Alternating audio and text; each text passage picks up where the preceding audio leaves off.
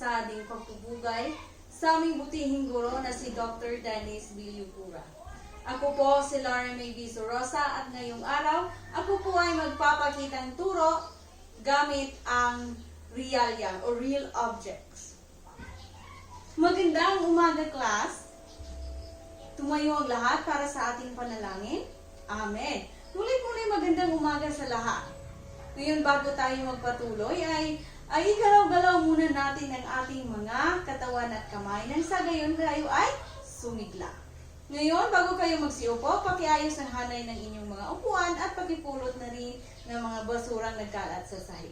Magsiupo na ang lahat. May lumiban ba sa araw na ito? Similon lang ba? Okay, binibining kalihim. Pakisulat ng mga liban sa araw na ito at ibigay mo ito sa akin pagkatapos ng ating klase.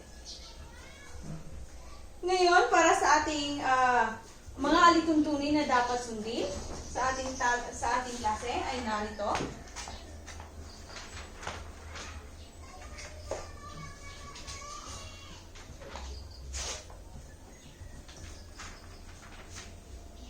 Ayan.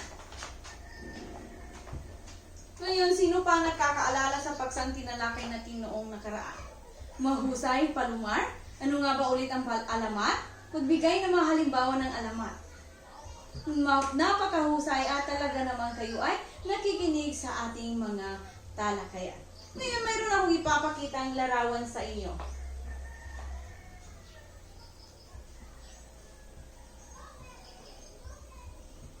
Ano ang nakikita niyo? Yurok, ano ito? Nakakain ka naman ng pakwan, Marcosa? Ano ba ang kulay ng pakwan? Magaling. Ngayon naman, ngayong araw, ay tatalakayin natin ang alamat ng pakwan. Saan nga ba nagmula ang pakwan? Bakit nga ba pula ang kanyang, ang kulay ng laman at maitim ang mga buto nito?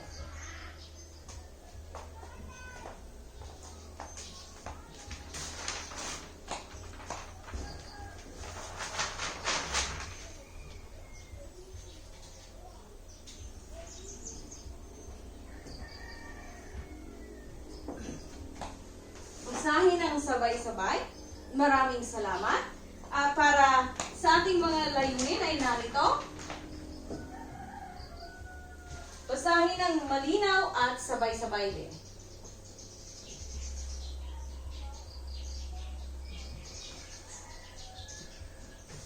Maraming salamat sa pagbasa. Ngayon, ano nga ba talaga ang anyo ng isang pakwan?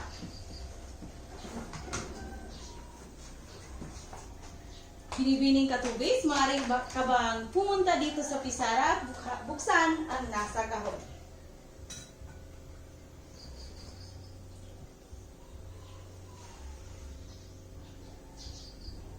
Ayan, ito ang ating mahiwagang pakwan.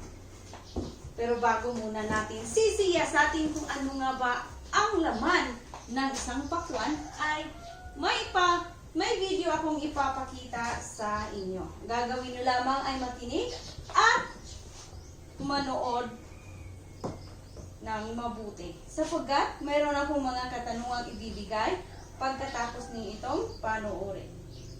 Maliwanag, mabuti.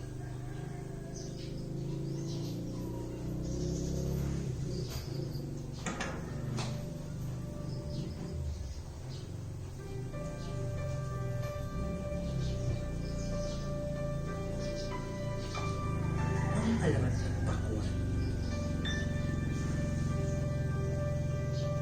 Kaawa-awa ang batang si Juan. Dalila siya sa ama at ina. Siya ay nakatira sa kanyang mga tiya at tiyo, at mga pilyo, tamad at masasama ang ugali ng kanilang mga anak. Malupit sila kay Juan.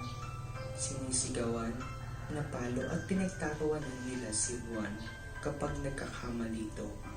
Pak Juan ang tawag nila sa pinsan na ang ibig sabihin. Hindi na nakiis si Juan. Umiyak siya. Tumawag siya at nanalangin sa pool. Kung maaari, kunin mo na po ako.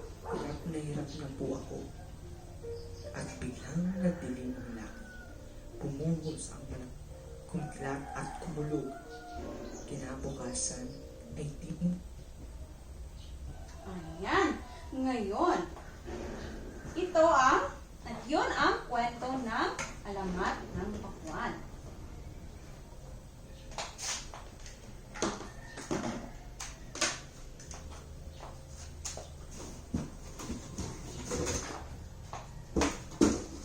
Ngayon, ano ang masasabi nyo sa kwento, Lanaha, kung kayo talaga ay nakikinig? Dagdagan mo, Inoferio? Isaayos mo ang mga sinabi nila, Didar. Bigyan ng buod ang mga sinabi ng inyong kaklase. Akap, mahusay. Ngayon naman, may ilang katanungan ako sa inyo. Base sa pinanood nyo, alamat.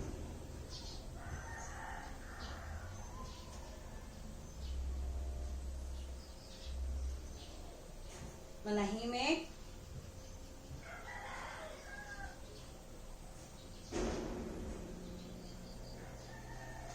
Ngayon, ano naman ang mga katangian ng mga tauhan sa kwento? Ano nga ba ang katangian ni Juan Lanaha? Tama ba ang sinabi nila Lanaha Cariaga? Magaling. At ano naman mga katangian ang pamilyang mayroon si Juan? Elijah? Marcosa? Muan? Sa loob ba ng klase ay meron bang katulad ng mga pinsan ni Juan? Walang gustong magsabi. Okay. Yan ang mga katangian ipinapaloob o sinasaad ng ating kwento. Ngayon naman, ano ang naging dahilan kung bakit nagkaroon ng ganitong pangyayari sa kwento? Bakit nga ba nagdasal si Juan na sana'y kunin na lamang siya na sa gayon ay matapos na ang kanyang mga hinagpis sa buhay? Dahil, Cariaga? Tama ba ang kanyang sinabi, Ilo?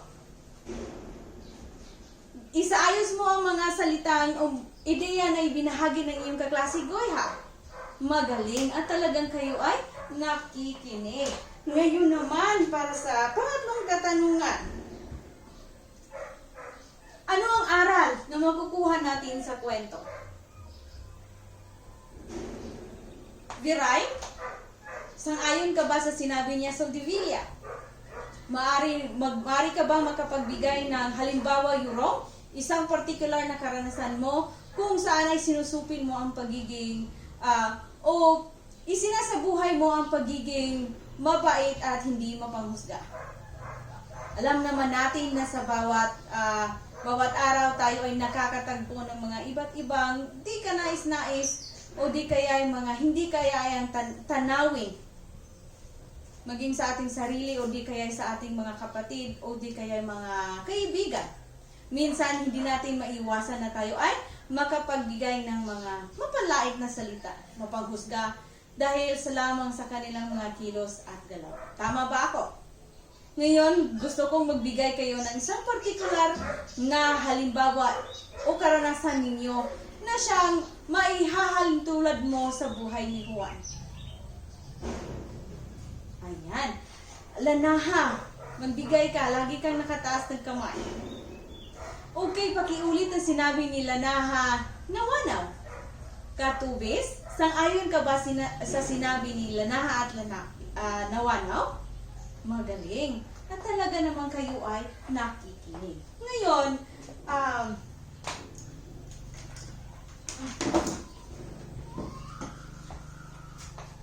base sa kwento, ano nga ba ang kulay ng pakwan? Ano? Berde ang balat at pula ang nasa loob at maitim ang mga buto nito. Ngayon, gusto niyo ba itong tikman? Gusto niyo? Okay, ngayon hahatiin natin at tuklasin natin kung totoo ba talaga kung pula ang laman nito.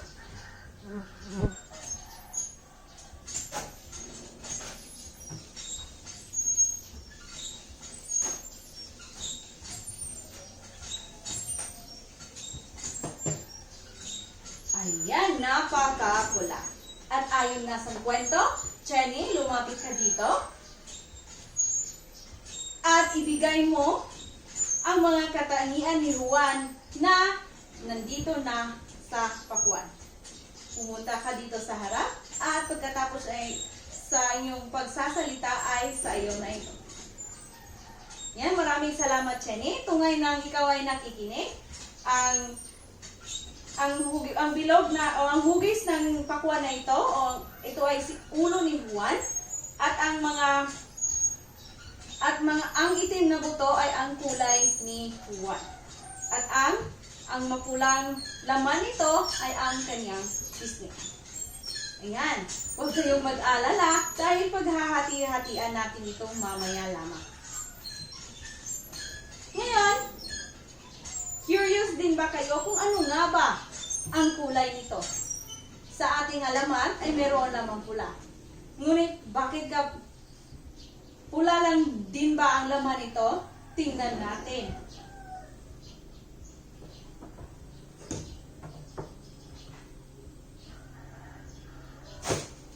Ayan, ito ay dilaw-dilaw.